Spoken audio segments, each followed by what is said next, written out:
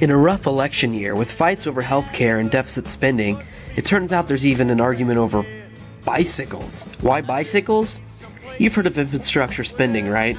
That's the tab for all those new highways, bridges, and other stuff that makes the world run. But there's also walking and biking infrastructure. And it's part of the fights in the new federal transportation bill being debated in Congress. The state funding and federal funding is how we actually built the trail.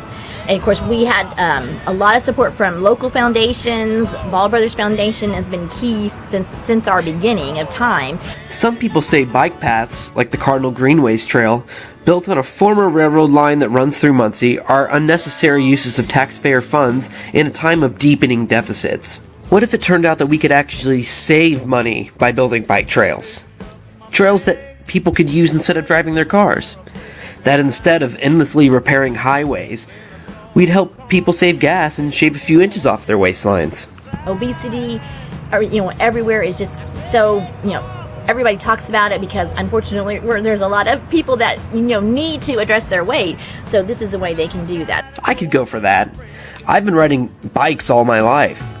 In fact, I'm on one now, but not by choice. College is expensive and paying for a car, insurance, and gas are not in the cards for me.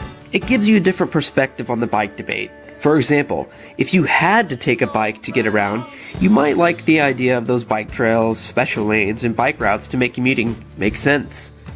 The question is, if you didn't have to use a bike to get around, would you? It's just